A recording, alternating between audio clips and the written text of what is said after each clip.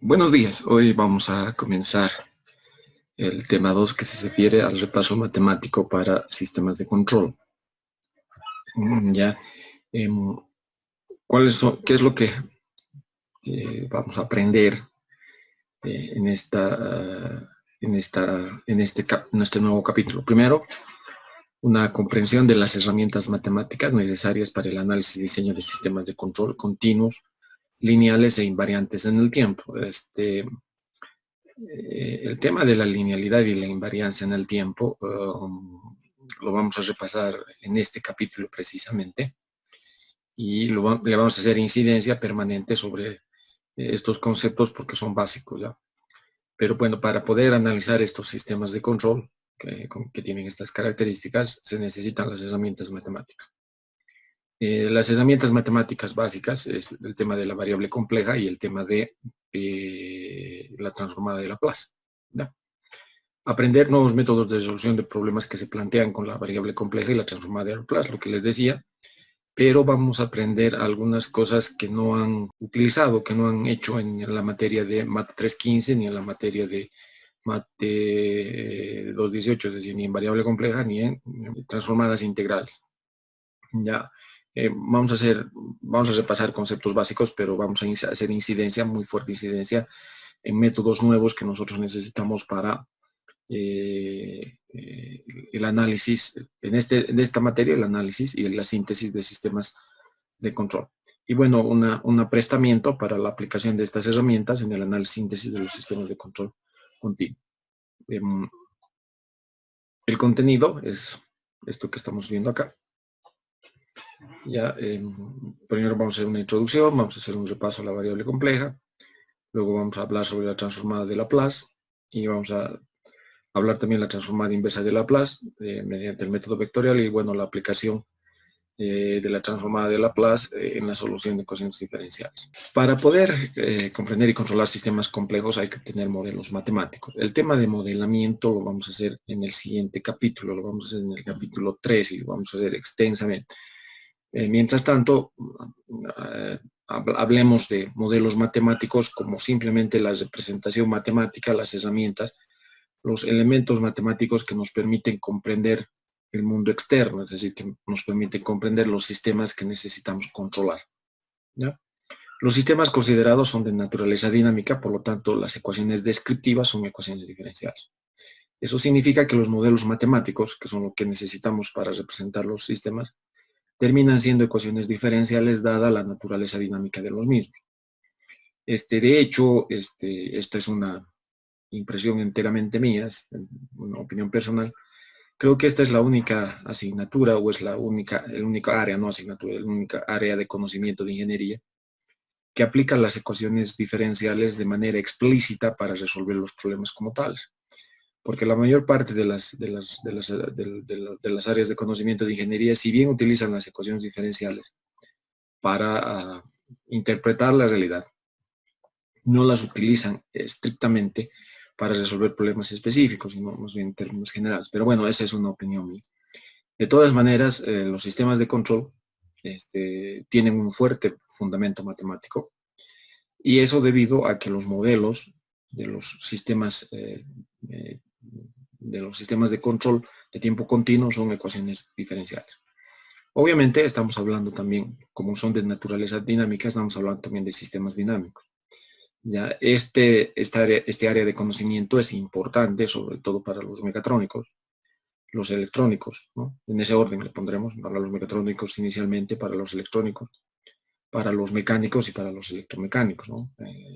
Porque se necesita trabajar justamente con elementos dinámicos que necesitamos controlar en la industria. Ya, si las ecuaciones diferenciales son lineales o pueden linealizarse, en todo caso se puede utilizar para su solución la transformada de Laplace. De esto también vamos a hablar con mayor detalle más adelante, ¿ya? Y bueno, la transformada de Laplace utiliza como variable S, ¿no? Y S es una variable compleja. Algunos libros, por si acaso, en vez de S utilizan P y hacen alguna especie de diferenciación matemática entre utilizar S y utilizar P. Pero nosotros vamos a utilizar S porque En los libros de control, la variable que se utiliza siempre ha sido S, no se utiliza la variable P.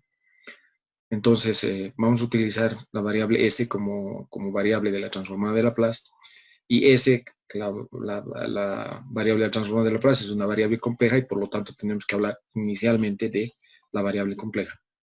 De hecho, les voy a enviar un pequeño tutorial que he encontrado en el internet, en la red, para que ustedes puedan repasar con mayor detalle este tema de la variable compleja. Hablemos de un repaso de variable compleja, ¿no? La variable de Laplace, S, es una variable compleja, es decir, tiene una variable compleja. Se dice que es compleja no porque sea difícil de entender o porque sea complejo su entendimiento, es simplemente porque tiene parte real y tiene parte imaginaria. En nuestro caso, S va a tener como parte real sigma y como parte imaginaria omega.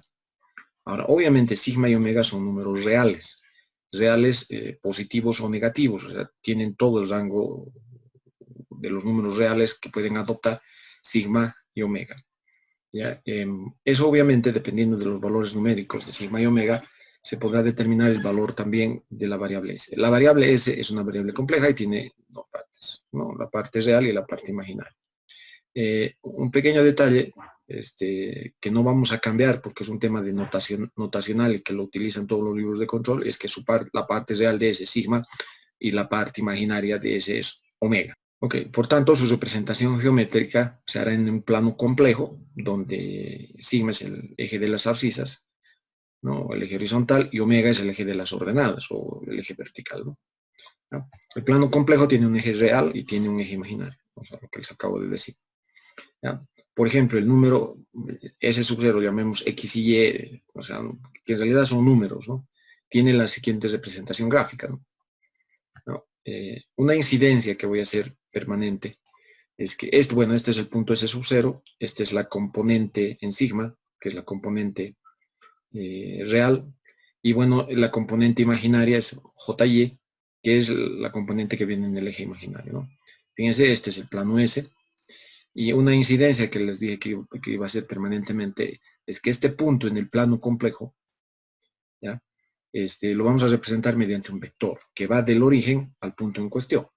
Ahora, S sub 0, por ejemplo, X podría valer, por ponerle un número, podría valer 5, por ejemplo, y Y podría valer 4. Por lo tanto, S sub 0 sería 5 más J veces 4, ¿no? Tiene eje real, tiene eje imaginario. Esto no es nuevo para ustedes, y tampoco el concepto de que el número es un vector. Sin embargo, es bueno recordarlo porque vamos a necesitar no solamente el tema del concepto de que un punto en el plano S puede ser representado como un vector que va del origen al punto en cuestión, ¿no?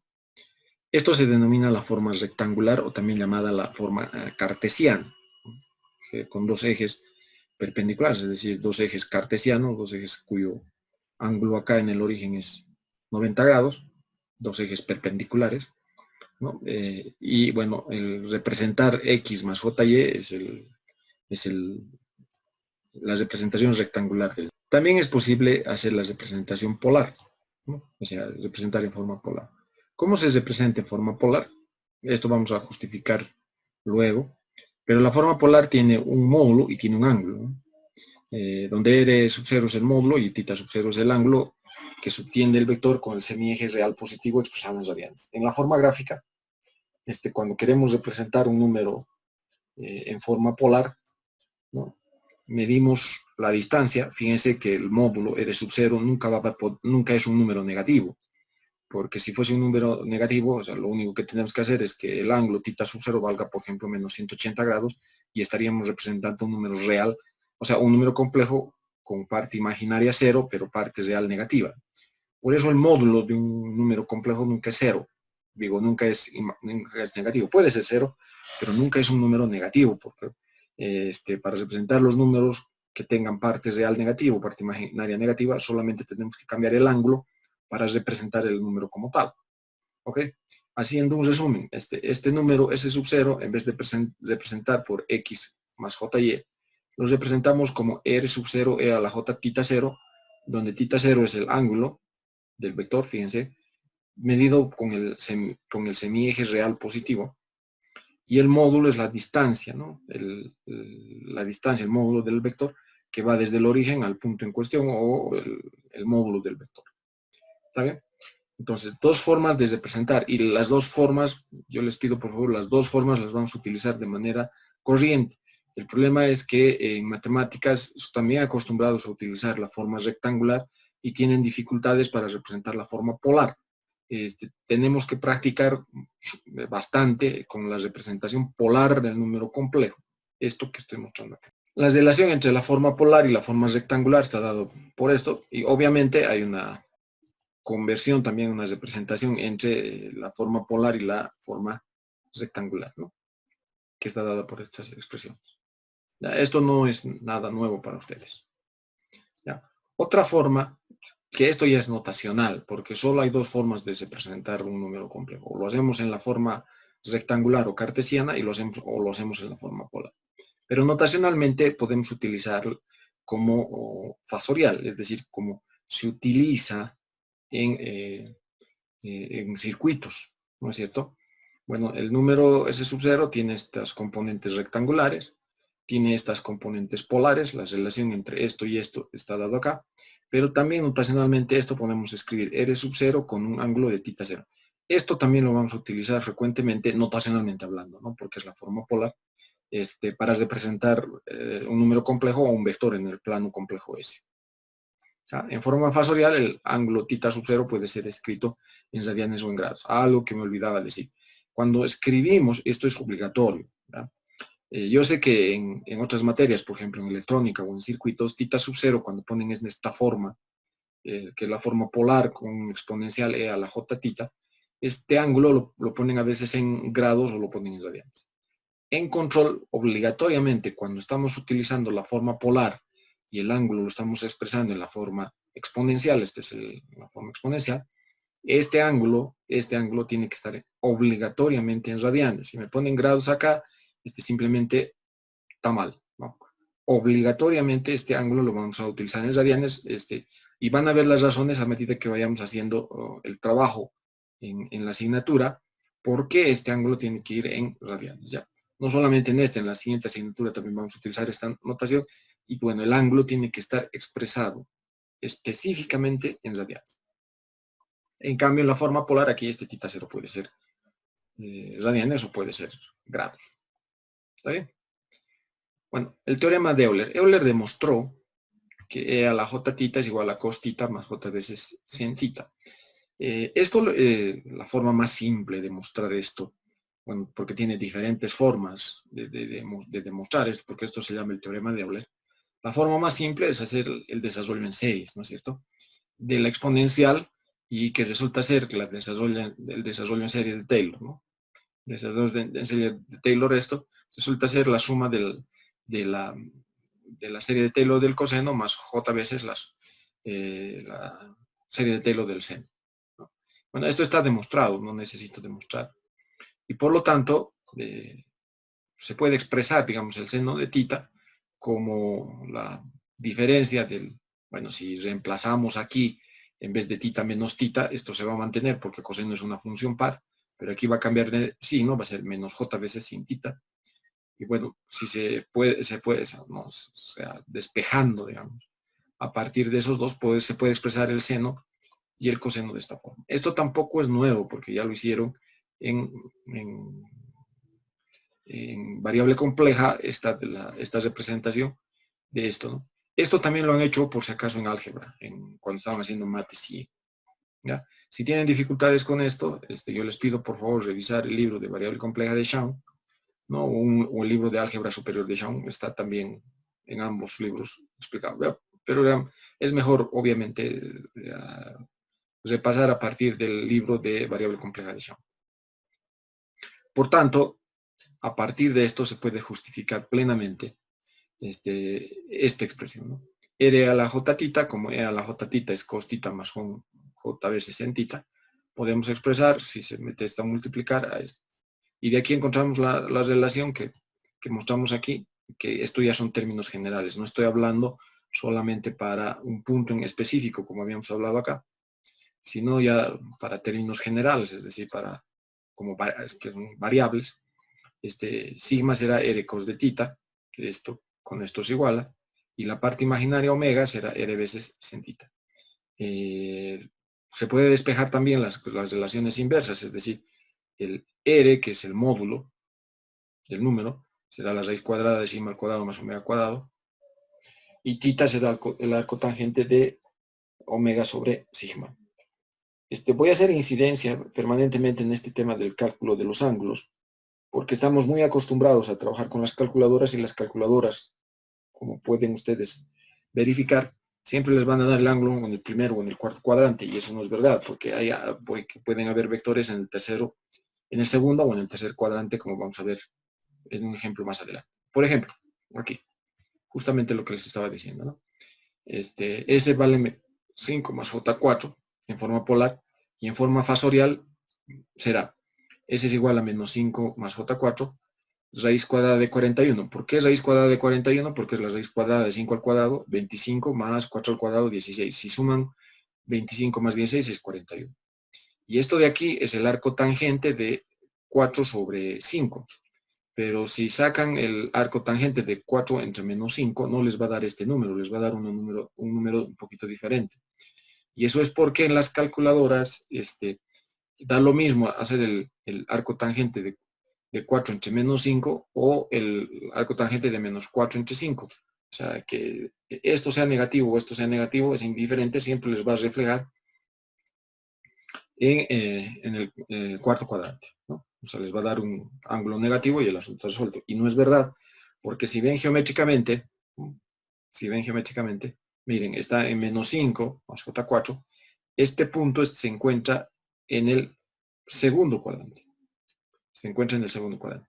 Y por lo tanto el ángulo es este de acá, el que va desde el semieje real positivo hasta la recta, o sea, del vector, ¿no? O sea, el vector, ¿no? Y este ángulo son 141.35 grados.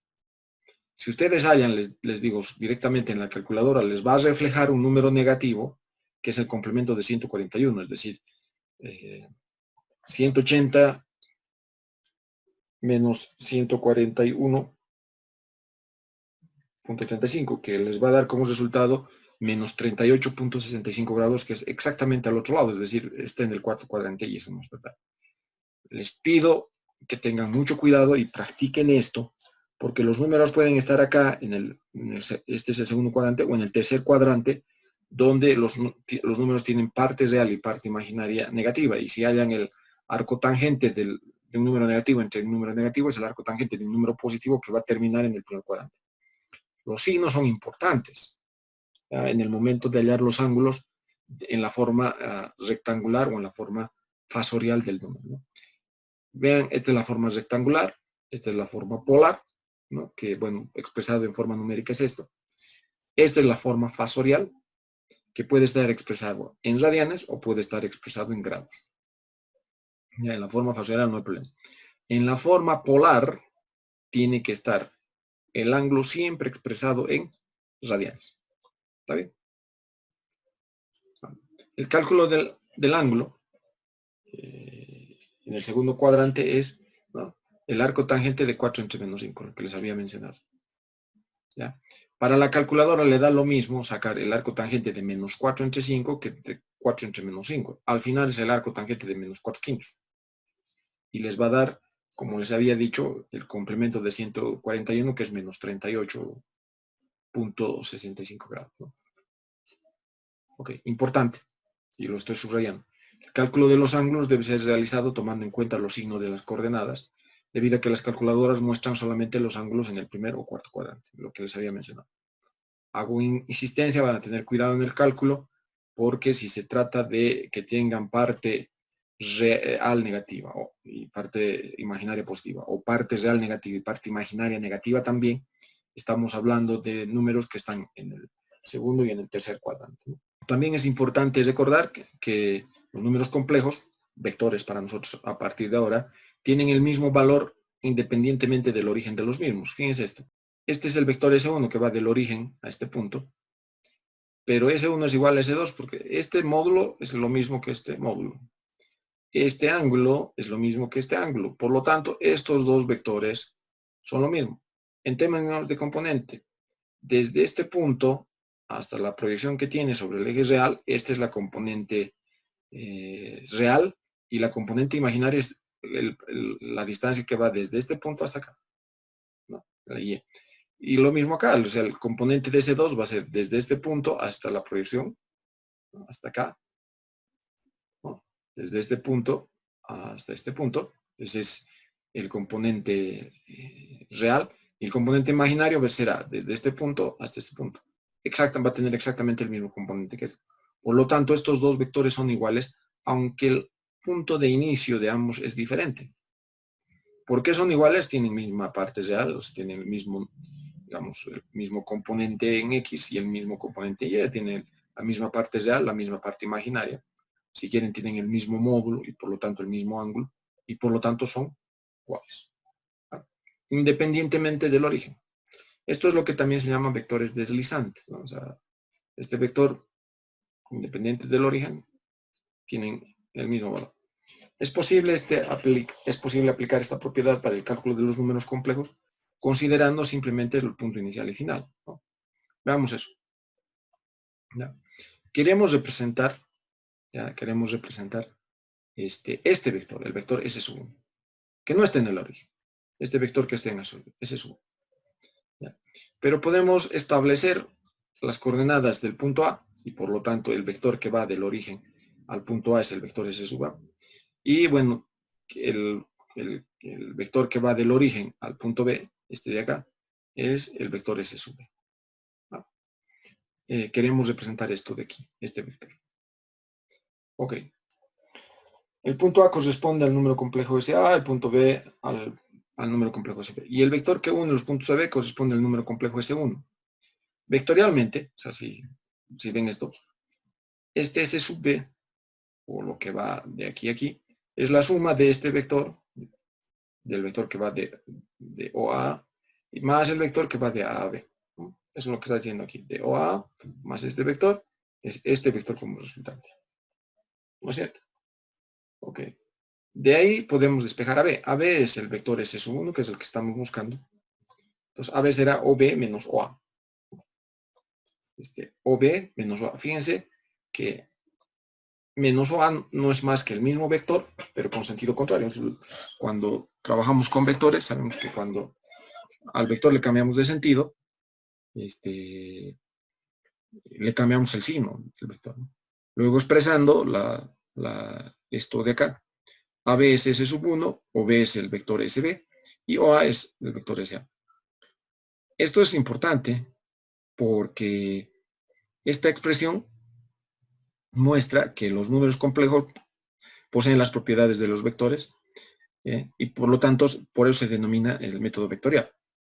Entonces, todo número, o sea, todo vector que esté en el plano complejo S, que no necesariamente está unido al origen, puede ser expresado como la resta de dos vectores. El vector del punto donde termina el número, menos el vector donde comienza el número, es decir, es SB menos SA. O sea, el vector donde termina el vector, ¿no? El vector que une el origen con donde termina el vector, menos el vector del punto que es el inicio del vector. ¿Ya? No vamos a olvidar esto porque es importante y vamos a aplicar más adelante.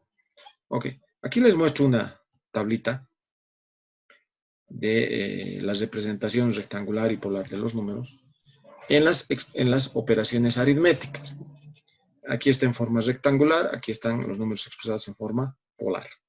Fíjense que cuando se trata de sumar es simplemente sumar componentes en los componentes en X y los componentes en Y. Cuando se trata de los números polares no se puede hacer más operaciones que representar en la forma polar. La resta es z sub 1 menos z sub 2. Hay que cambiarle el signo a z sub 2. Van a corregir esto. Este es el negativo, aquí es positivo. Este es negativo, aquí es positivo. Y es aquí negativo, ¿no? Esta es la resta, ¿no? Es este número menos este número. Esto está mal. ¿Ya? Van a hacer esta pequeña corrección, ¿no? x1 menos x2 más j veces y1 menos y2, ¿no? Resta de componente. En el tema polar no se puede hacer nada más que expresar tal como está. En el tema de la multiplicación, bueno, ustedes pueden ver, ¿no? Esto es, si multiplicamos z1 por z2 les va a dar esta expresión. Aquí no hay errores, ¿no? Es x1 por x2, ¿no? Luego el producto de estos dos, que es jy1 por jy2, j por j es menos 1, entonces menos y1 por y2. Aquí hay un pequeño, aquí hay un error. Esto tiene que ser positivo. x1 por jy2 más x2 y1, ¿no? Más j veces y2, 1 se puede factorizar j. Esto es positivo. Este signo es positivo, ¿no? Pero fíjense, cuando se trata de producto, cómo cambia completamente si se expresa en forma polar. Si se expresa en forma polar, fíjense, los módulos se multiplican y los ángulos se suman. Este está en forma polar y está en forma fasorial, ¿no? Y los ángulos se suman. Por lo tanto, es más fácil hacer el producto de números complejos cuando están en su forma polar que cuando están en su forma rectangular. Bueno, y la división, aquí también revisen, por favor, hay un error. Porque, bueno, para dividir hay que multiplicar por el complejo conjugado del denominador, ¿no? Si estos son los números, el complejo conjugado de Z2 es este que está aquí abajo. Hay que cambiarle el signo a la parte imaginaria, ¿no? Y bueno, si se cambia el signo, es el producto de esto por esto, que queda en el numerador, es x1 por x2, más por menos da menos, j por j es menos 1, por lo tanto positivo, y y1 por y2, eso es lo que está apareciendo acá. ¿No? En el siguiente va a ser menos x1 por y1, menos x1 por y2, que está aquí, ¿no? X1 por menos jy2 va a ser menos j veces x1 por y2, por lo tanto este es negativo, y luego es jy1 por x2, ¿no? jy1 por x2, ¿no? Este es positivo. Entonces, aquí a este término hay que cambiarle de signo, esto es positivo, pero aquí hay que cambiarle de signo. Les pido por favor revisen esto. Y bueno, en el tema de la división de números complejos, la cosa es mucho más simple, porque el módulo es la división de los módulos y el ángulo es la resta de los ángulos, es θ1 menos θ2. ¿No? Cuando estamos dividiendo Z1 entre Z2. ¿Por qué he mostrado esta tablita? Solo para mostrar que cuando se trata de suma o resta de números complejos, es mejor trabajar en la forma, o sea, representar los números en forma rectangular porque es bastante fácil hacer el cálculo. No ocurre lo mismo cuando se hace la multiplicación o la división, para evitando estar haciendo operaciones largas. Cuando se trata de multiplicación y división es mejor expresar los números en forma polar y, bueno, hacer las operaciones que son bastante elementales cuando están representados en forma polar o en forma fasorial, no es lo mismo. ¿Está bien? Para eso les mostré esto. Resumiendo, cuando se trata de las operaciones aritméticas, el producto y la división son más fáciles si se expresa los números en forma polar. Una función compleja, g de s, es una función de la variable s. Fíjense, este es exactamente el mismo concepto de función que han utilizado cuando estaban haciendo cálculo 1. ¿No? O sea, hay una variable independiente y hay una variable dependiente, con la única salvedad que ese ahora es un número complejo, es decir, tiene parte real y parte imaginaria, y por lo tanto la función también terminará siendo un número complejo que tiene parte real y parte imaginaria, ¿no? En forma polar, ¿no? Esta es la componente real, esta es la componente imaginaria, y también se puede expresar en forma polar. Este es el módulo y este es el ángulo del número o de la función compleja g de s. Cuando estamos haciendo las funciones, no hay que perder de vista que en realidad es el mapeo. O sea, fíjense, tenemos la función g de s, ¿ya? Que vamos a evaluar en el punto S1, y por lo tanto cuando evaluemos en S1 vamos a tener un valor g en S1, que es un punto en el plano g de s. Por lo tanto, cuando estamos hablando de funciones de variable compleja, el dominio de la función es en realidad de un plano complejo y el codominio o la imagen de la función es también un plano complejo. Lo que hacen las funciones es mapear cada uno de los puntos que aparecen en el plano S en algún punto del plano G, ¿no? En algún punto del plano G. Ahora, un punto en el plano S es obviamente un número complejo que tiene parte real y tiene parte imaginaria, y el punto para el cual mapea este punto, la función, en el plano G de S, igual tiene una parte real, que es G de X1, y una parte imaginaria, que es G y 1, ¿no? Entonces, que quede claro el concepto de función. El concepto de función es mapear un punto en el plano dominio en un punto en el plano codominio. ¿Está bien? Ahora, ¿se acuerdan cuando hablábamos de las funciones reales en cálculo 1? Teníamos que hablar cuál es el dominio de la función, es decir, cuáles son los números para los cuales en el dominio de la función no existía la función en el codominio. ¿Ya? Eso nosotros le vamos a denominar singularidades. ¿Ya? ¿Qué es una función analítica? ¿Qué es una función compleja analítica? Una función GDS es analítica en una región del plano S si GDS y todas sus derivadas existen en esa región. ¿Ya? Entonces, hay puntos en los cuales ni la función ni sus derivadas van a existir. En ese caso le vamos a llamar a eso singularidades, como vamos a ver más adelante. Para que haya la derivada, o sea, para que pueda ser derivable, y por lo tanto la función sea analítica, se tienen que cumplir las condiciones de Cauchy-Riemann que está aquí, ¿no? Obviamente esto se ha deducido en función a que la derivada de una función compleja en realidad es una variación en el plano y por lo tanto la variación en X, que es parte de la función, tiene que ser igual a la variación en Y para que exista la derivada y de ahí salen estas condiciones, ¿no? Para la función esta GDS, que es donde S es sigma más J omega, y se tiene esta componente, van a disculpar, aquí tiene que haber J veces G de Y.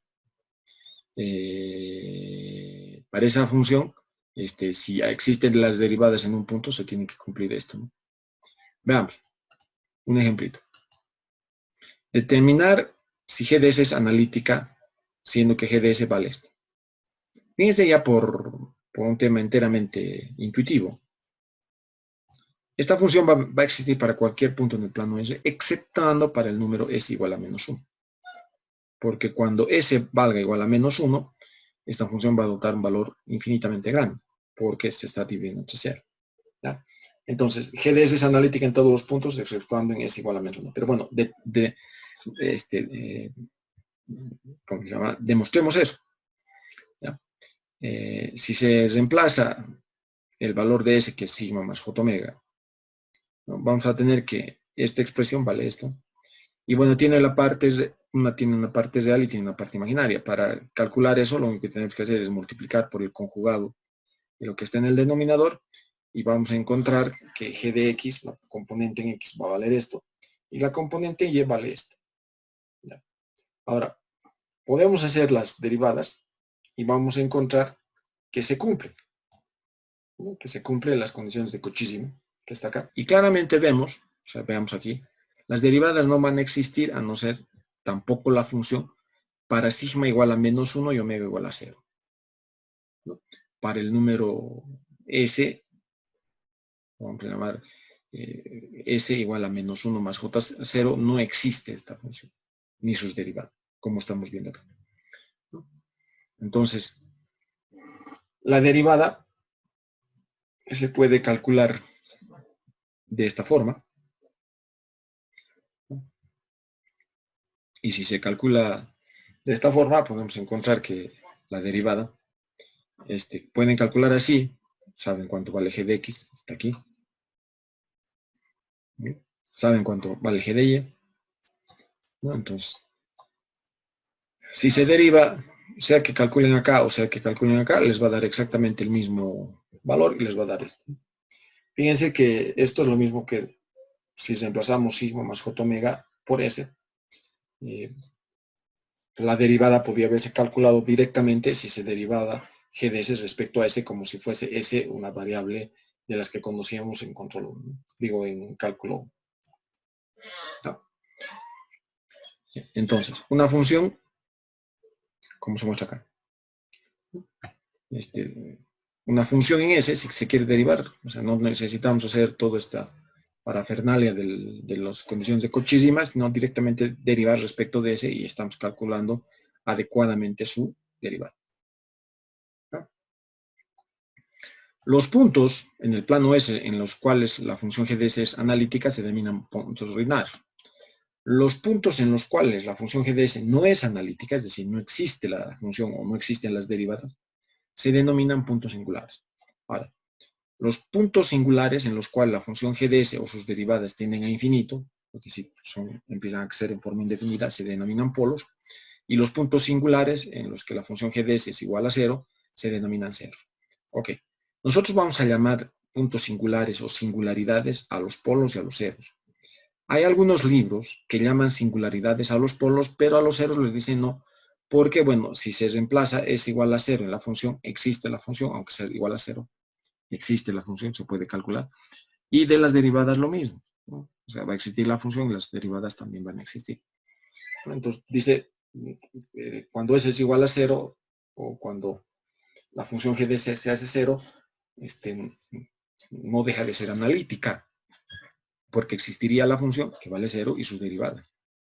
Probablemente las derivadas no valgan 0. Pero bueno, la función se puede derivar en ese punto y por lo tanto no es una singularidad. Está bien, pero como nosotros trabajamos con polos y ceros, como les voy a mostrar a continuación, o sea, si queremos nombrar a ambos en conjunto, le vamos a llamar singularidades. Por eso estamos definiendo como los puntos singulares en los cuales la función g de S se hace infinito, o sus derivadas se hacen infinito, se denominan polos, y los puntos donde g de S se hace 0, sus derivadas también se hace 0, se denominan ceros, ¿no? Ahora, un tema que es importante mencionar. En control g de S, esta función compleja, normalmente es la relación de dos polinomios, un polinomio numerador y un polinomio denominador. Y en esos polinomios, los coeficientes sucesivos de S y las potencias de S son números reales, no son números complejos.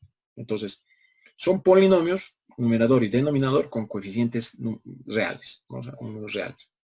Exceptuando cuando hay un retardo dentro del proceso o en la señal, que lo vamos a representar por el exponencial compleja. Pero esos retardos no son, digamos, de uso cotidiano, y nos vamos a quedar con que la función de transferencia es una relación de polinomios. Por lo tanto, hablar de polos y hablar de ceros no es más que los polos son las raíces del polinomio denominador y los ceros son las raíces del polinomio numerador. ¿Cómo se define un polo? Bueno, esta es la definición.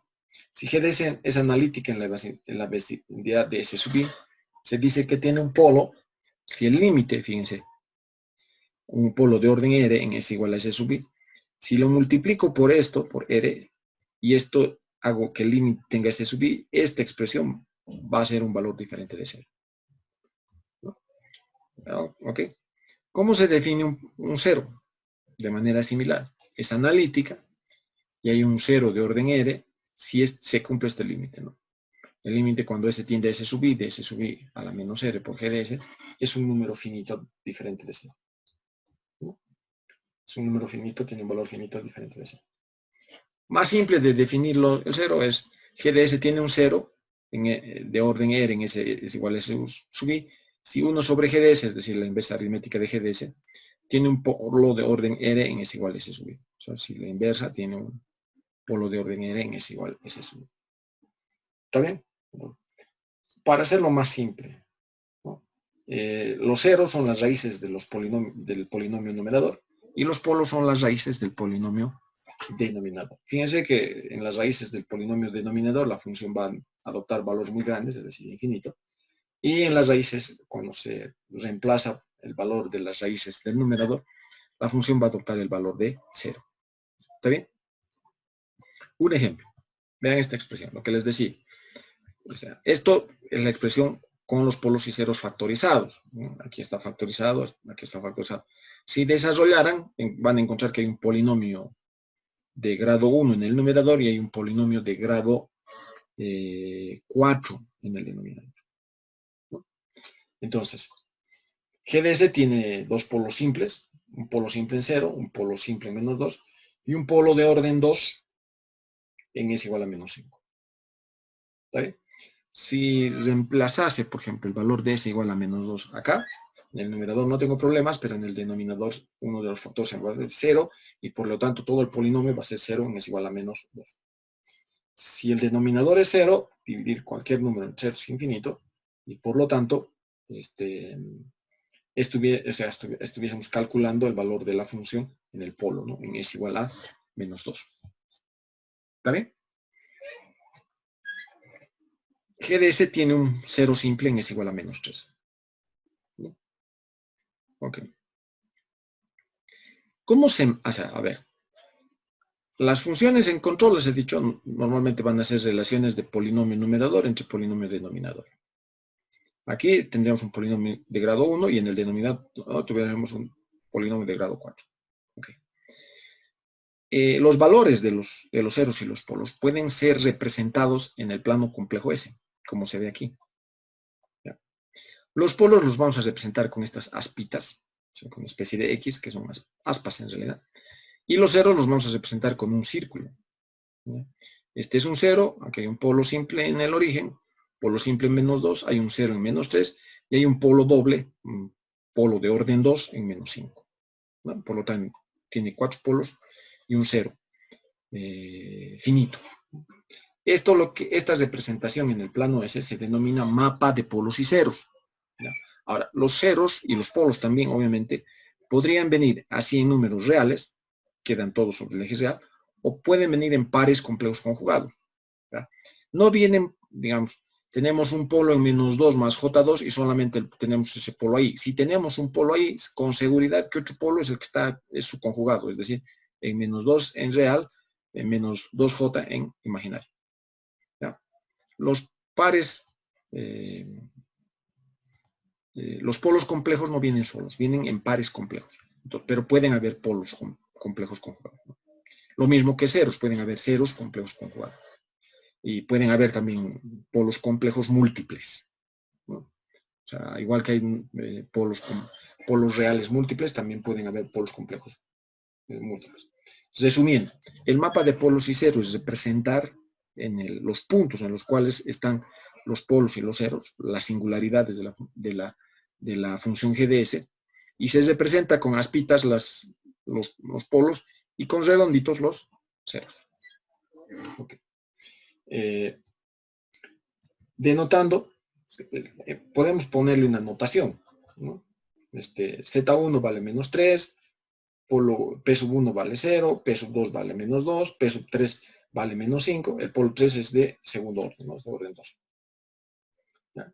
Entonces la función puede ser expresada, si ponemos así, si le ponemos nombre, si los nominamos a los polos y a los ceros, los vamos a tener en esta forma, ¿no? S menos Z1, S menos P1, S menos P2, S menos P3. Fíjense que P1 es igual a 0, por lo tanto esto es S menos 0, ¿no? Y mucho cuidado que cuando estamos poniendo con la notación los signos son negativos. Esto es importante. Ya es S menos P1. Les doy un ejemplo. P2 vale menos 2. Por lo tanto es S menos 2. Entonces este factor va a quedar como S más 2, que es lo que aparecía en la función original, ¿no? S más 2. Aquí como P2 es igual a menos 2, entonces se puede, ¿no?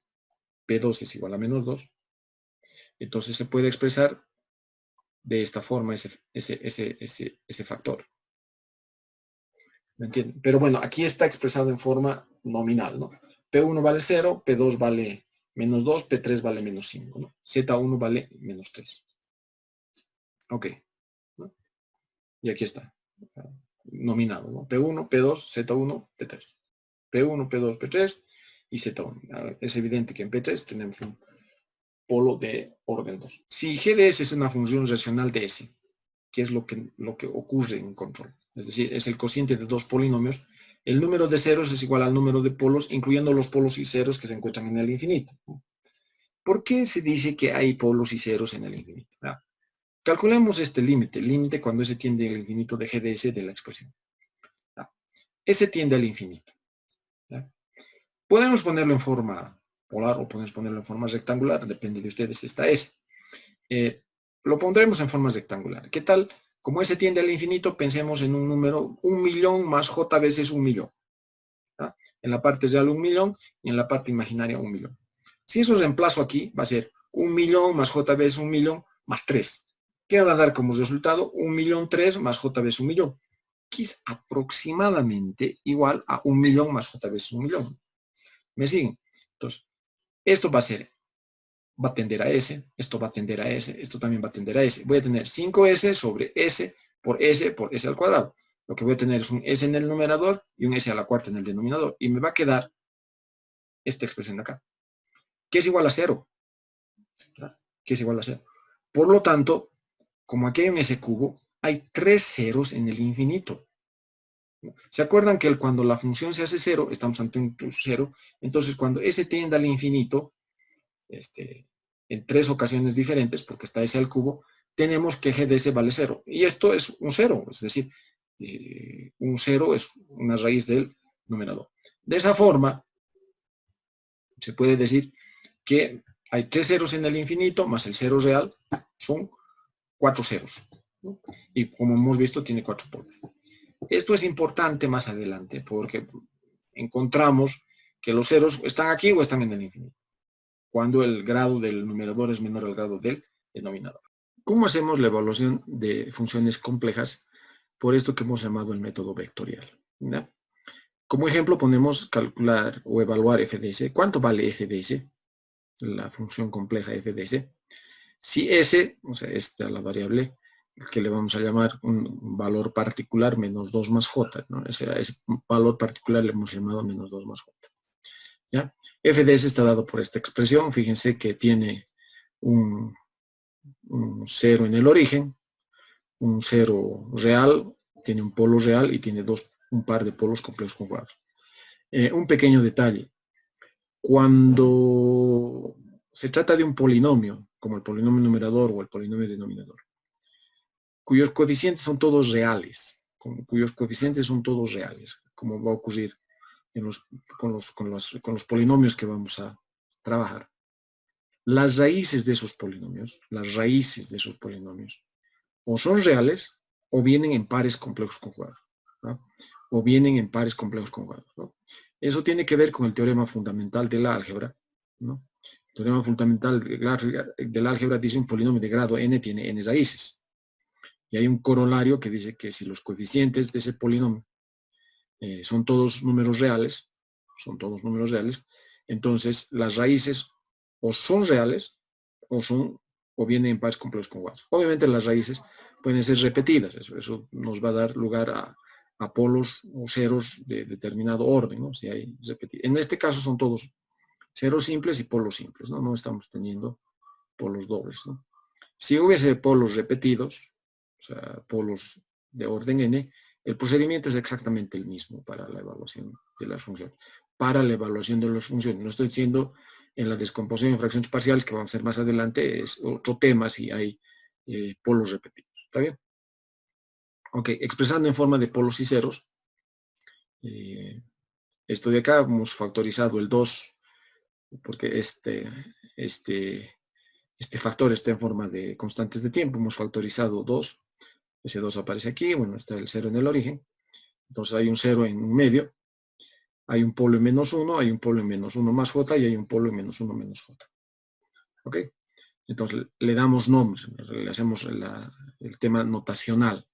Ya z sub 1 le vamos a llamar al menos 1 medio, z sub 2 le vamos a llamar al 0 en el origen, y los polos le vamos a llamar al menos 1, le vamos a llamar el polo sub 1, a menos 1 más j le vamos a llamar p sub 2, y p sub 3 le vamos a llamar al menos 1 menos j, que es igual al polo 2, al complejo conjugado del polo 2. ¿Está bien? Luego se puede expresar este f de s en forma notacional. Ya hemos visto que lo podemos hacer en esta forma, ¿no? O sea, ya no es, digamos, nuevo que podamos, mediante la notación de dar el nombre a los ceros y a los polos, podamos podamos expresar la función de esta forma. Ok. Un tema importante es esta ganancia que va por delante. Este número que va por delante le vamos a llamar ganancia de la función. Entonces, más adelante vamos a ver cuando estemos en la respuesta en el tiempo por qué este número por delante se llama ganancia, ¿no? Ok. El mapa de polos y ceros, ¿no? El mapa de polos y ceros es esta gráfica, ¿no? Bueno, aquí están los polos, P1, P2, P3. ¿Ya? P1 está en menos 1, P2 en menos 1 más J y P3 está en menos 1 menos J. Y los ceros que están en 0.5, menos 0.5 y en el origen, en 0. ¿No? El punto donde queremos evaluar la función está acá. Obviamente lo que queremos, este es el punto en el plano S, lo que queremos saber es cómo mapea la función f de s este punto en el plano f de s. O sea, en qué punto del plano f de s va a mapear este punto de aquí. Okay, este es el plano dominio, no estamos mostrando el plano codominio o imagen de la función compleja. Ok. Una vez que hemos expresado eso, es evidente que si queremos evaluar en el valor particular que hemos elegido, s sub b menos 2 más j, lo que tenemos que hacer es reemplazar en s de la función f de s el valor de s sub b y nos va a dar esta expresión. Aquí vamos a aprovechar un tema, ¿no? Un tema que es fundamental. Y es que esto se está poniendo en la forma vectorial que habíamos expresado. ¿Se acuerdan que hemos dicho que todo número complejo en el plano, o sea, todo vector complejo en el plano S, podía expresarse como el vector donde termina menos el vector donde comienza? El vector donde termina es el punto donde estamos evaluando la función, y el punto donde comienzan estos vectores son precisamente las singularidades. O comienzan en los ceros o comienzan en los polos. Por lo tanto, ¿no? Podemos plantear esta gráfica vectorial. Un ejemplo, ¿no? S menos Z sub 1. Z sub 1 está acá. El vector que va del origen hasta acá es Z sub 1. El vector que va de aquí a aquí es el vector que estamos buscando. Y el vector que va desde el origen hasta el punto donde queremos evaluar es S sub B. Por lo tanto, es el vector donde termina, S sub B, menos el vector donde comienza, menos Z sub 1, porque el vector de Z sub 1 va de aquí a este punto. Entonces, este vector que aparece acá, este que está acá, ese es el vector SE menos Z sub 1. ¿No? SE menos Z sub 1. Este vector que está acá. ¿No? O sea, cada uno de estos factores, entonces, puede ser expresado, puede ser mostrado como un vector. ¿Ah? Por ejemplo, el vector en el origen, del 0, Z2 es el origen, ¿no? Z2 es 0. Por lo tanto, acá, en este factor, este Z2 es el origen, ¿no? Por eso está partiendo del origen al punto en cuestión, ¿no? Esto obviamente es SE, si Z2 es 0, es solamente SE, tal como se ve aquí. Este vector que va desde el 0 hasta este punto, que es el vector SE menos Z2, pero Z2 es el origen, es SE. Coincide perfectamente con el vector que define el punto S. ¿Ok? ¿Qué ventaja tiene? ¿Qué ventaja tiene expresar estos vectores o plantear cada uno de estos factores como si fuese un vector en el plano complejo? La ventaja es la siguiente, es que se puede calcular cada uno de estos vectores directamente en forma polar. ¿No? Les doy un ejemplo, el ejemplo más simplecito, ¿ya? El ejemplo es E menos P2. ¿Cuánto vale, que es este factor, ¿no? ¿Cuánto vale ese menos P2? Simple.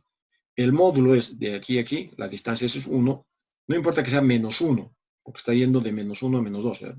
Módulo es distancia nomás. Módulo es 1, y el ángulo, que se mide con el eje, con el semieje positivo, es este ángulo, vale 180 grados. Entonces, este vector será 1e a la jp. ¿Ah? Para que quede claro, sería 1e a la jp. Y así podemos calcular cada uno de estos vectores. Tenemos la de, por ejemplo, este vector, o sea, este que está, mejor este de aquí, que es también uno relativamente fácil. De este polo al punto en cuestión es en real menos 1, en imaginario 1, menos 1 más j. Pero en polar, ¿no?, es esta distancia. Esta distancia es raíz cuadrada de 1 al cuadrado más 1 al cuadrado. Esto es raíz de 2. ¿Con qué ángulo? Este ángulo. Si esta distancia es igual a esta distancia, es evidente que este ángulo, el θ P1, que es el ángulo del polo 1, es igual a 135 grados, o lo que es lo mismo, 3 pi cuartos. Este ángulo es 3 pi cuartos. ¿Ya? Se puede calcular así los módulos y los ángulos de todos y cada uno de los vectores para poder calcular cuánto vale esta señal, ¿no? Oh, perdón, esa expresión. ¿Ya? Aquí está expresado lo que les he dicho. En forma polar, módulos, ángulos, ¿no? Fíjense que si se expresa en forma polar todos los vectores, al final se puede separar porque todos son factores acá, ¿no? Entonces, el módulo será al producto de los módulos de los ceros, de los vectores que se presentan los ceros, dividido entre los módulos de los vectores que se presentan los polos, y el ángulo, fíjense, va a ser θ z sub 2 más θ z sub 1 menos θ P1 menos θ P2 menos θ P3. Fíjense que los ángulos de los vectores en la parte exponencial, o sea, todos restan, y los ángulos de los ceros, obviamente todos suman, ¿no? El módulo, entonces, de f de la función f evaluado en S sub e estará dado por esta expresión, y el ángulo, si se le quiere poner en forma fasorial, estará dado por esta expresión, que también se puede expresar en forma polar, ¿no? Ok.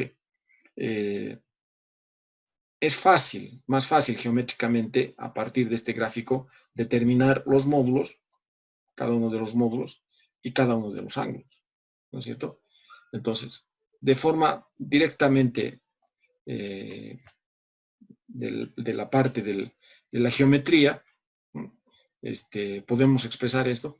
Fíjense que este es el módulo del P2, este es el módulo de Z2, el módulo de Z1, el módulo de P1, el módulo de P2, el módulo de P3, ¿no? O sea, de los vectores que se presentan SE menos P1, SE menos P2, SE menos P3, ¿no? Estos módulos están directamente deducidos a partir de esto, ¿no? ¿Cuánto vale esta distancia? Por ejemplo, SE menos Z2 será 2 al cuadrado más 1 al cuadrado, ¿no? La raíz cuadrada de eso, porque estamos aplicando Pitágoras para calcular la distancia desde este punto a este punto.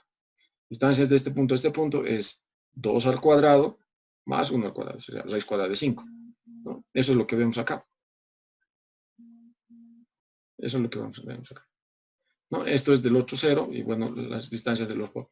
Fíjense, esto está deducido directamente de la geometría del gráfico, ¿no? Y esto vale 2,55. ¿Cuánto valen los ángulos? Aquí, bueno, los ángulos están puestos en grados, porque estamos utilizando la notación fasorial, ¿no? Esto es del primer polo, del segundo polo, perdón, del primer cero, ¿no? Del cero que está en el origen, del cero que está en menos 0,5, esto es del polo que está en menos 1, esto es del polo que está en menos 1 más j, y este es del polo que está en menos 1 menos j. Si se hace el cálculo, cuidado que a toditos le he puesto el signo que corresponde, porque de otra forma nos estarían dando ángulos negativos también aquí, lo cual no es correcto. ¿No es cierto? Esto está siendo deducido directamente de la geometría. Bueno, esto es menos 131,83 grados. Este ángulo es menos pi o menos 180 grados, que está viniendo del polo que está en menos 1 más j, ¿no? Este ángulo está viniendo justamente de este ángulo, ¿no? El ángulo 180 grados, pero como se resta porque es polos, aparece como menos 180. Bueno, ya está, ¿no? Menos 131,83 grados. Ese es el ángulo final. Luego el valor de f en S sub e valdrá el módulo con el ángulo. Este ángulo es lo mismo que decir menos 2,301 radianes, ¿no? Esta que está en forma fasorial lo podemos expresar en forma polar, y esta forma polar lo podemos llevar a la forma rectangular de esta forma, ¿no? Entonces, el valor de la función evaluado en S sub e, donde S sub e es menos 2 más j, vale menos 1,7 menos j veces 1,9. Este punto es el punto que mapea, el punto que hemos visto este punto en el plano S, en el plano f de S se mapea en el valor de menos 1.7 en real y menos 1.9 en imaginario, ¿no? En el eje imaginario. Bueno, fíjense que esto es más fácil porque o sea, se podía haber reemplazado, a ver, esto que está acá, aquí, se podía haber reemplazado directamente menos 2 más j en cada uno de estos lugares, seguro, pero hubiésemos tenido que luego hacer producto de números complejos, ¿no? Producto, y luego una división de números complejos, que en formas rectangulares, digamos, más laborioso que plantear directamente los vectores y a partir de los vectores deducir sus módulos y sus ángulos como hemos hecho acá. Directamente hemos planteado los módulos y los ángulos a partir de la geometría, ¿no? De la representación gráfica de los polos y ceros y del punto en el plano S y del punto donde queremos evaluar la función. ¿Ok? Y bueno, hemos calculado el valor de la función. Eso podríamos hacer para cualquier otro punto en el plano S. Lo importante es que quiero que entiendan es cómo a partir de interpretar cada uno de estos factores como los vectores que hemos visto anteriormente, como esta resta de vectores es el vector donde termina el número menos el vector donde comienza el número, ¿no? Entonces, ese vector, y se puede directamente de la geometría deducir módulos y ángulos. Ok, ese es el método vectorial, ¿no? Viendo cada uno de los factores como si fuese un vector. Hasta ahí la parte del repaso de la variable compleja. O sea, lo importante, o sea, lo nuevo que estuviesen viendo aquí es precisamente esta parte de la evaluación de funciones en determinados puntos del plano S, en forma vectorial, ¿no? O sea, planteando esto que estamos viendo acá. Yo les pido, por favor, que este tema del método vectorial, que básicamente es aplicado para evaluación de funciones complejas en un determinado punto del plano S, que es un número complejo, se aplica en muchos procedimientos que se hacen en control. Se aplica cuando vamos a aplicar cuando estemos haciendo el lugar geométrico de las raíces, vamos a aplicar cuando estemos haciendo la respuesta en frecuencia, vamos a aplicar cuando estemos haciendo la transformada Z, la transformada Z inversa, etc. Yo les pido, por favor, que entiendan perfectamente esto, de que la evaluación de una función compleja en un determinado punto, al final puede ser realizado mediante el trazado de los vectores. Si quieren ponerlo así como regla mnemotécnica, en realidad es el trazado de los vectores, de las singularidades al punto donde se quiere evaluar la función, ¿no? De todos los polos y ceros, vectores trazados al punto en cuestión. Y bueno, en el numerador aparecen los vectores que corresponden a los ceros y en el denominador aparecen los vectores que corresponden a los polos. Y a partir de ahí se deduce el valor de la función en el punto que se quiere evaluar, ¿no? Regla mnemotécnica, hay que trazar los vectores desde las singularidades al punto donde se quiere evaluar la función. Ok, esa es la parte más importante y la básica, digamos, lo que es importante, lo que es necesario conocer para control. O sea, la evaluación de funciones de variable compleja en un punto.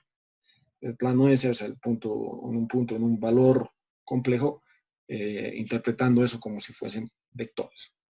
Ok, el segundo tema que tenemos que repasar el tema de la transformada de Laplace, ¿no? Si la función f de t cumple la condición esta, que esta integral es menor a infinito, ¿no? Esto asegura la convergencia de la transformada de Laplace, ¿ya? Sigma es real y se denomina la abscisa de convergencia, ¿ya? Entonces se dice que f de t es transformable y por lo tanto se puede calcular su transformada de Laplace. Ahora, además de eso, f de t tiene que ser, se dice, de orden exponencial. Eso quiere decir, f de t tiene que ser menor a una constante k, a una constante m, a la sigma sub 1t, por ejemplo, ¿no?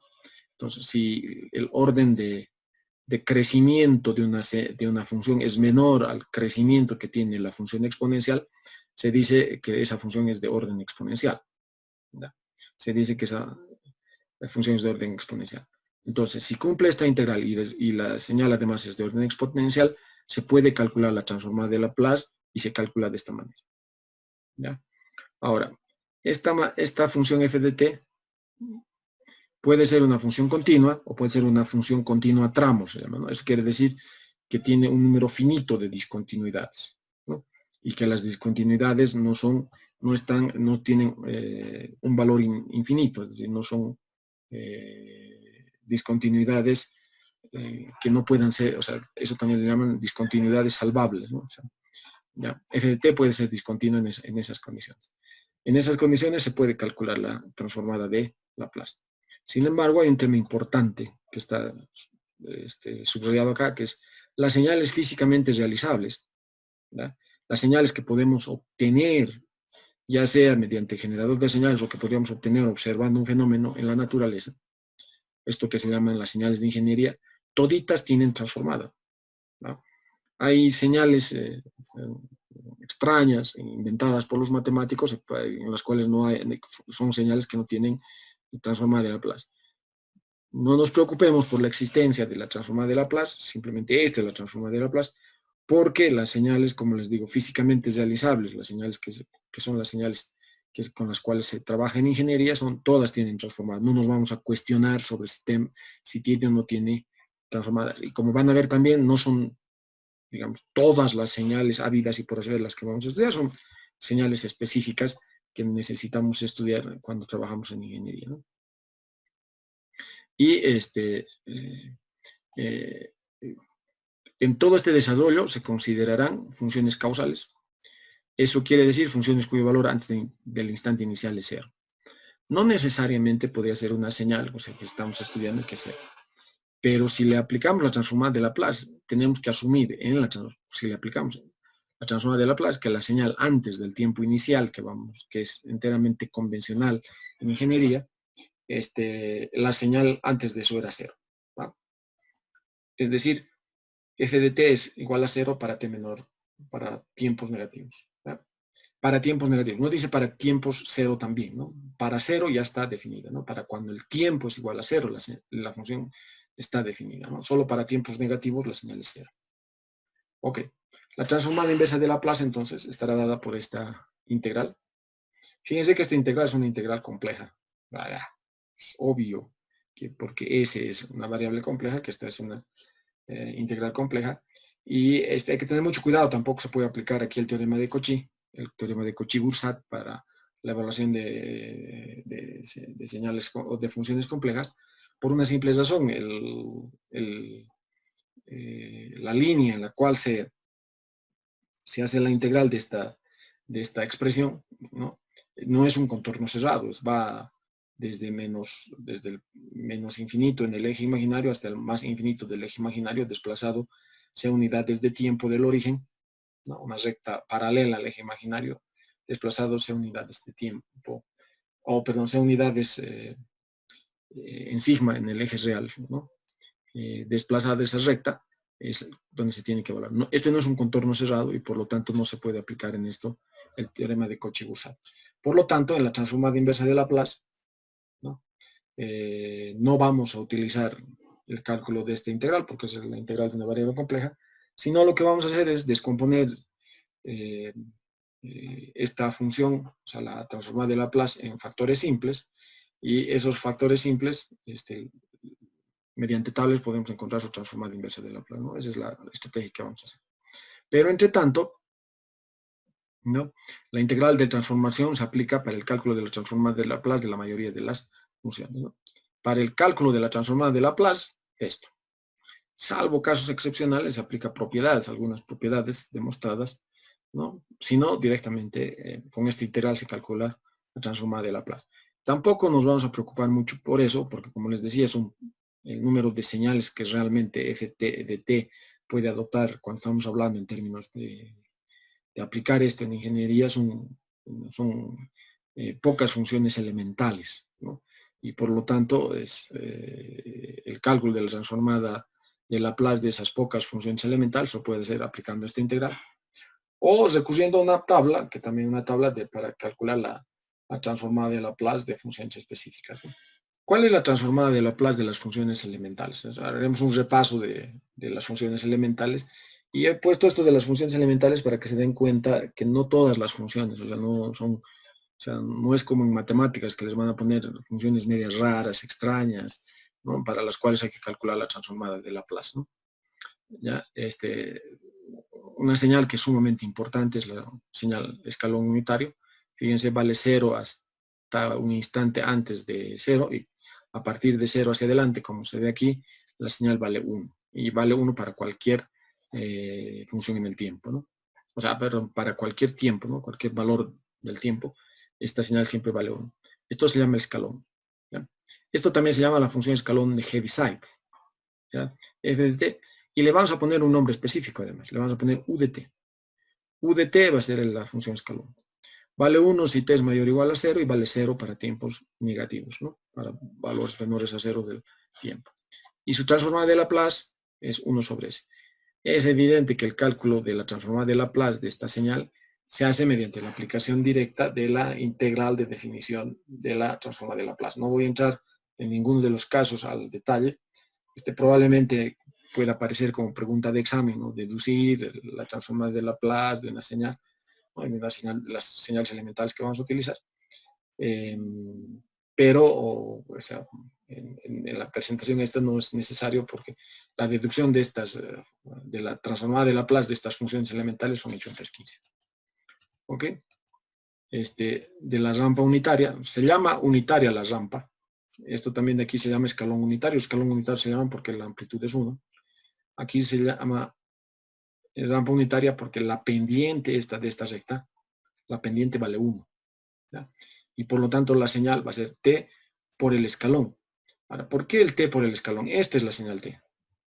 ¿Por qué por el escalón? Porque si se multiplica esta t por la señal que es el escalón, para todo tiempo negativo, la señal va a ser 0. Este t por u de t significa que para tiempos negativos la señal vale 0. Entonces, esta señal es t si t es mayor o igual a 0 y 0 para tiempos negativos. Lo que nos interesa es en tiempos positivos a partir de 0 porque es donde se tiene que calcular la transformada de Laplace. ¿Cuánto vale la transformada de Laplace? Es 1 sobre s cuadrado. De la rampa, su transformada de Laplace es 1 sobre s cuadrado. Ok. De la función exponencial, a la menos en la mayor parte de las señales que utilicemos para calcular la transformada de Laplace siempre va a aparecer este u de t, porque nos permite asegurar que esta señal, a partir del tiempo negativo, es decir, de 0 un poquitito más a la izquierda hasta el menos infinito, esta señal vale 0. Su transformada de Laplace de esto es esta expresión. Esta es una de las más importantes. Esta es una de las más importantes porque con seguridad les digo, vamos a ser de la transformada de Laplace que vamos a utilizar. A, como ven acá, puede ser real o puede ser un número complejo. A puede ser real o puede ser un número complejo. Y cuando hablo de un número complejo, es decir, puede tener un número que tiene parte real y tiene parte imaginaria, ¿no? Un ejemplo, ¿cuánto vale la transformada de Laplace de e a la j omega t? Fíjense que este es el exponencial periódico, o sea, exponencial, una señal periódica, la señal periódica por excelencia, ¿no? En vez de a hemos puesto j omega. Como les digo, a puede ser un valor real o puede ser un número complejo, como acá. Y su transformada de Laplace de e a la j omega t será 1 sobre s menos j omega. Fíjense, aquí menos a, aquí es a. ¿Está bien? S menos j omega. De la función senoidal es esta expresión. Esta expresión puede deducir si se integra, como de acuerdo a la definición de la transformada de Laplace, o si este seno omega t se descompone en la resta de las exponenciales complejas divididas entre 2j y luego se aplica la transformada de Laplace a esas exponenciales. Y bueno, luego esa agrupación de términos vamos a terminar con esta expresión. Y por último, del coseno, su transformada de Laplace será esto de aquí. ¿Está bien? El coseno multiplicado por el escalón, es decir, el coseno antes de 0 vale 0, y a partir de 0 hacia adelante vale la señal coseno. Omega, evidentemente, es la frecuencia con la que oscila la señal. De la función impulso, o también llamado delta de Dirac. Esta es otra señal sumamente conocida y muy importante. Fíjense que como señal valuada, que no se define así porque no tiene mucho sentido, 0 vale, o sea, la señal siempre va a valer 0 para cualquier tiempo, exceptuando en el origen, cuando t es igual a 0, en el cual este impulso tiene un valor infinito, ¿ya? Fíjense que se representa esto con una flechita, y de una flechita de altura 1. ¿Por qué? Porque resulta que la señal delta de Dirac en realidad tendría que definirse como esta expresión, ¿ya? Como esta expresión. Es decir, la integral en todo el tiempo del delta de Dirac diferencial de tiempo vale 1. Eso quiere decir que el área de la señal, que resulta ser el impulso, tiene área 1. Y una propiedad importante es que si se integra entre menos infinito e infinito, el impulso por f de t, termina, digamos, haciéndonos calcular cuánto vale f en 0. Es decir, cuánto vale la señal en el instante en que aparece el impulso, ¿no? Esta señal se define, como os he mostrado acá, mediante la integral. Esta es la estricta definición del delta de Dirac, aunque también es aceptada esta definición del delta de Dirac, ¿no? Lo único es que el área de esta curva vale 1. ¿Ya? ¿Cuánto vale la transformada del delta de Dirac? ¿No? La transformada va a ser la integral del 0 infinito del f de t, o sea, de la señal que queremos calcular, en este caso la función impulso, por e a la menos st por diferencial de t. Si aplicamos esto que hemos visto acá, no es necesario integrar entre menos infinito y 0, por la simple razón de que la señal es causal, y por lo tanto antes de 0 esto vale 0. Entonces, de 0 a infinito, ¿no? Y esto de acuerdo con la definición del delta de Dirac a 1, porque si ven esto, termina siendo el área del delta de Dirac, que es igual a 1, ¿no? La transformada de Laplace del delta de Dirac, que es 1. Ahora, esta es la única señal, como es correcto de ver y entender, el delta de Dirac, cuya transformada de Laplace vale 1, ¿no? No hay ninguna otra señal, ¿no? Una de las cosas que me he olvidado decir, la transformada de Laplace, ¿no? Es una señal, o sea, es una expresión que es biunívoca. Eso significa cada señal en el tiempo tiene su transformada de Laplace y cada transformada de Laplace tiene su señal en el tiempo, ¿no? No puede haber dos señales, ¿no?, que tengan idéntica transformada de Laplace. Aquí la transformada de Laplace vale 1. O sea, dos señales que tengan idéntica transformada de Laplace, o una señal que tenga dos transformadas integrales diferentes, ¿no? Porque ahí sí entraríamos en una incertidumbre en la solución de los problemas de control, debido a que para una misma situación podríamos tener dos transformadas de Laplace diferentes, y eso no es correcto. ¿Ok? Bueno, aquí les hago un resumen de las señales, ¿no?, y sus transformadas de Laplace. Esto es todo lo que necesitamos conocer realmente. Miren que de t a la n es n factorial sobre s a la n más 1. Este es un término que utilizamos, ¿no?, cuando t tiene un determinado grado y queremos encontrar su transformada de Laplace. Eso está dado acá. ¿Está bien? Señales elementales y su transformada de Laplace. No creo que sea muy difícil acordarse de esta tabla, ¿ya? Acordarse de las transformadas de Laplace de acuerdo a una de las señales elementales que se consideran. ¿Cuáles son las propiedades de la transformada de Laplace? También algunos autores le llaman cuáles son los teoremas de la transformada de Laplace, ¿no? Uno, multiplicación por una constante. La transformada de Laplace de una función multiplicada por una constante es la constante multiplicada por la función de transferencia, de la transformada de Laplace de f de t, porque es lo mismo cada f de s. En otras palabras, la ganancia puede ser factorizada de las expresiones para las cuales se calcula la transformada de Laplace. La linealidad, ¿no? Si tenemos una combinación lineal de funciones, la transformada de Laplace es la misma combinación lineal de transformadas de Laplace que de las señales que hubiésemos considerado. ¿Qué pasa si f de t se multiplica por la exponencial? En cuyo caso la transformada de Laplace será la evaluación de la transformada de Laplace de f de t, que es f de s, evaluado en ese más a, donde a es el exponencial que aparece, es el exponencial a del término independiente que aparece dentro de esta señal, ¿no? Ejemplos: ¿cuánto vale la transformada de Laplace de e a la menos at?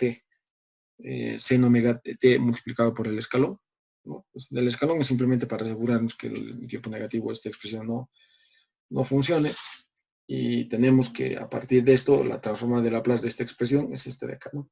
Solo hay que reemplazar en vez de s más a, donde a, bueno, es la constante de la parte exponencial, ¿no? Okay. Y bueno, la transformada de Laplace del exponencial multiplicado por el coseno estaría dada por esta expresión, ¿no? Así que lo único que se hace es reemplazar, en vez de s, donde era la transformada de Laplace del coseno, ahora hay que poner s más a, ¿no? Fíjense que esto de aquí, del denominador, me está dando términos cuadráticos, ¿no? En ese, para hallar su transformada inversa. Desplazamiento en el tiempo, ¿no? Si de la señal f de t por u de t es f de s, su transformada de Laplace, que es igual a la integral entre 0 de infinito de f de t por e a la menos st, ¿no? Entonces, la transformada de Laplace de la señal desplazada, ¿no?, y multiplicada por el escalón también desplazado, esto se hace para que se multiplica así para asegurarnos que para esta señal, antes del tiempo cero, la señal valía 0, ¿no? De esto, su transformada de Laplace es esto, ¿no? Fíjense, por favor, esto en realidad es un retardo, porque a es un entero positivo, y esto nos está representando una señal retardada, ¿no? Lo mismo que esto. Entonces, un retardo se representa en Laplace, en la transformada de Laplace, como e a la menos, en realidad td es t sub d es pongamos así, el tiempo de retardo, ¿no? A es el tiempo de retardo. Y eso se puede mostrar gráficamente así, ¿no? Si de esta señal, su transformada de Laplace f de s, de esta señal que está desplazada hacia la derecha a unidades de tiempo, la señal, ¿no?, va a aparecer retardada respecto a la señal original, en cuyo caso de esta expresión, su transformada de Laplace es e a la menos as por f de s. Fíjense que f de s es una relación de polinomios, un polinomio numerador entre un polinomio denominador, y este término está viniendo a partir del retardo de la señal de salida respecto a la señal de entrada. Lo que yo les pido, por favor, en este punto es que se acuerden bien que este exponencial en s, con un negativo por delante, en el exponente, está representando en realidad un retardo en el tiempo de la señal. Bueno, es un retardo del tiempo de la señal. Si se quiere hacer un cambio de escala, es decir, en vez de t se pone at, si se va a integrar esto, nos va a dar 1 sobre a, f, la señal cuya transformada de Laplace hemos encontrado, es f sobre s sobre a, ¿no? Un ejemplo: si la transformada de Laplace de a la menos t, que es f de s, es igual a 1 sobre s más 1, entonces e a la menos 0,2 por t será 1 sobre a vale 0,2, 1 sobre 0,2 f, la misma f, en s sobre 0,2. Si calculamos esta función, es esta de acá, y de aquí podemos deducir este de acá, ¿no? Va a pasar a multiplicar, sacando como un denominador, y bueno, el que esto vaya a multiplicar al numerador termina siendo un producto que nos va a dar como resultado 1. Fíjense que si hubiésemos aplicado la transformada de Laplace directamente a este exponencial, nos hubiera dado esta expresión, directamente, ¿no? Sin tener que aplicar la propiedad de escalada en el tiempo. ¿Ok? En temas de diferenciación real, la transformada de Laplace de la derivada de f de t respecto de t es s f de s menos la función en el tiempo evaluada en 0, ¿no? De la segunda derivada es esto, es s cuadrado f de s menos f en 0 multiplicado por S menos F' en 0. Y de la enésima derivada estará dada por esa expresión. Fíjense que se necesita, para el cálculo de la transformada de Laplace, de la derivada enésima, se necesita el valor, o sea, las condiciones iniciales de la señal y sus sucesivas derivadas hasta el orden n-1, ¿no? Cuando se está hablando de hallar la transformada de Laplace de la derivada de orden n, ¿no? Esto sirve, esta última expresión sirve para cualquier valor entero de n, ¿no? El tema de la diferenciación compleja, si se multiplica la función del tiempo por el tiempo, o sea, lo que vamos a encontrar es una derivada de f de s respecto de s, ¿no? Con un signo negativo por delante. De t cuadrado f de t será esta expresión, y así sucesivamente. La transformada de Laplace de t a la n f de t es menos 1 a la n, porque los signos están alternados. La derivada enésima de f de s es respecto de s, ¿no? Esto vale para n igual 1, 2, 3, etc., ¿no? La integración real, o sea, la transformada de Laplace de la integral de 0 a t de f en tau diferencial de tau, vale f de s sobre s, ¿no? Si, obviamente, si el operador derivada me multiplica por s, la transformada de Laplace inicial, la integral me va a multiplicar por 1 sobre s, la transformada de Laplace inicial, ¿no? Bueno, el teorema del valor final, si queremos saber cuánto vale la función cuando el tiempo transcurrido es enorme, es decir, para grandes valores del tiempo, eso es igual el límite cuando s tiende a 0 de s por f de s. F de s, para que esto se pueda aplicar, no tiene que tener polos con partes real positivas, es decir, esto no puede ser inestable, solo polos en ese plan derecho, y ni polos tampoco sobre el eje imaginario. A lo sumo f de s puede tener un polo en el origen, y a lo sumo, es decir, máximo, un polo en el origen. Si hay dos polos en el origen, ya no se puede aplicar el teorema del valor final, ¿no? Un ejemplo, hallar el valor de f de t, cuando el tiempo adopta valores muy grandes, si f de s vale esta expresión, ¿no? Y bueno, podemos calcular mediante el teorema del valor final, ¿no? El límite de cuando t tiende al infinito de f de t es igual al límite cuando se tiende a 0 de s por 1 sobre s más 1, ¿no? Este s con este s se va, y nos va a quedar el límite cuando se tiende a 0 de 1 sobre s más 1. Si se calcula el límite, esto es 0, es 1 sobre 1, vale 1. Es decir, el valor de f de t cuando el tiempo transcurre termina siendo el valor de el teorema del valor, ¿no? Dice el límite cuando t tiende a 0 por la derecha de f de t es igual al límite cuando s tiende al infinito de s por f de s. ¿Ok? Entonces, para poder aplicar este teorema del valor inicial, f de t tiene que ser continuo o tiene que tener discontinuidad de este tipo escalón en el tiempo cero.